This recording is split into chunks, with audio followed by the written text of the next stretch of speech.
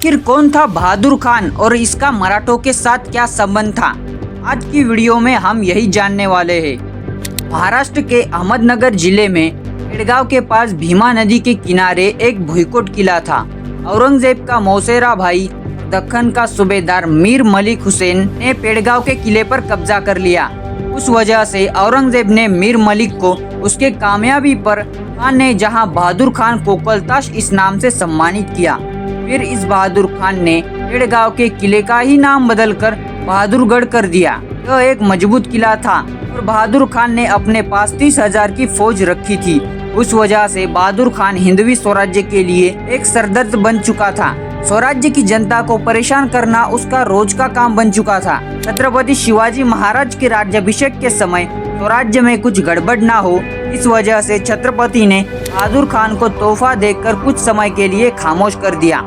आखिर 6 जून 1674 को छत्रपति शिवाजी महाराज का राज्याभिषेक पूरा हुआ और फिर छत्रपति ने बहादुर खान को सबक सिखाने की ठान ली। वही पेड़गांव के किले पर एक कोटी होन का खजाना और साथ में 200 अरबी घोड़े दिल्ली भेजने के लिए तैयार है।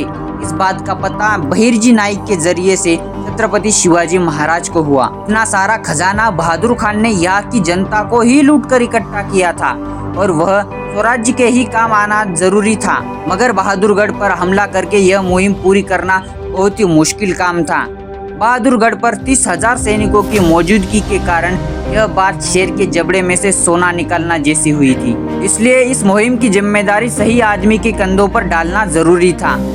शेर की तरह दहाड़ने वाले स्वराज्य के सरसेनापति बिर्राव मोहिते ने यह जिम्मेदारी स्वीकार की। बिर्राव यह मुहिम आसानी से पूरी करेंगे, इस बात की छत्रपति के मन में जरा सी भी चिंता नहीं थी। फिर हम्बीरराव ने पूरी योजना बनाई, तारीख निकाली। 16 जुलाई 1677 मतलब राज्याभिषेक के पूरे 1.5 महीने बाद ही हम्बीरराव बताने लगे शिरूर श्रीगोंडा से होकर बहादुरगढ़ पर हमला करेंगे।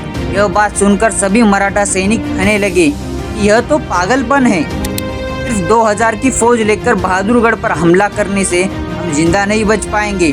फिर हम्बीरराव ने उनको अपने आगे की योजना बताई। वह योजना सुनने के बाद सभी लोगों ने हम्बीरराव पर भरोसा किया। मराठे हमला करेंगे यह बात बहादुर खान को पहले ही पता चल चुकी थी। इस वजह से मराठों को हराकर बादशाह की शाबाशी पाने के लिए वह पहले से ही तैयार था। योजना के मुताबिक मराठे शिरूर श्रीगोंदा से होकर बहादुरगढ़ पर हमला करने के लिए निकल गए। बहादुरगढ़ पर 30,000 की मुगलिया सेना मराठों का ही इंतजार कर रही थी।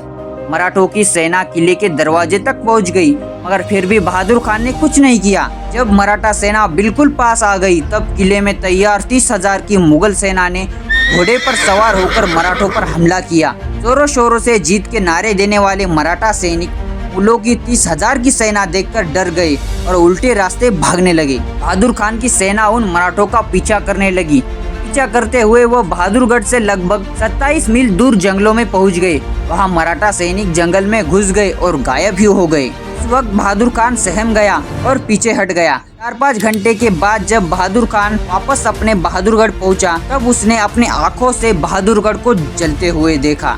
आखिर क्या हुआ यह समझने को उसको देर नहीं लगी, क्योंकि जब बहादुर खान अपनी 30,000 की सेना के साथ 2,000 मराठों का पीछा कर रहा था, उस वक्त सरसेनापति हम्बीरराव ने अपने 7,000 सैनिकों के साथ बहादुरगढ़ पर हमला कर दिया। बहादुरगढ़ पर सिर्फ 1,000 मुगल सैनिक थे, जिन्होंने 7,000 मराठों के सामने अपने हथियार डाल दिए। मराठों ने एक कोटी होन का खजाना और साथ ही में 200 अरबी घोड़े वहां से लूट लिए और पूरे बहादुरगढ़ को आग लगाने के बाद मराठे वहां से निकल गए। बहादुर खान जब वापस आया तब उसने जलती हुई दीवारें, महल और सर पर हाथ लगाकर रो रही औरतें देखी। बहादुर खान गुस्से से आग बबूला हो चुका था, मगर करने को उसके हाथ में कुछ भी नहीं था। अब बादशाह को क्या जवाब दूंगा, इस बात की चिंता उसे सता रही थी। इस वजह से बहादुर खान महाराष्ट्र के इतिहास में हमेशा हमेशा के लिए पेड़गांवचा शहाना नाम से अजरामर हुआ। इस युद्ध में एक भी मराठा सैनिक को अपनी जान गंवाने की जरूरत नहीं पड़ी।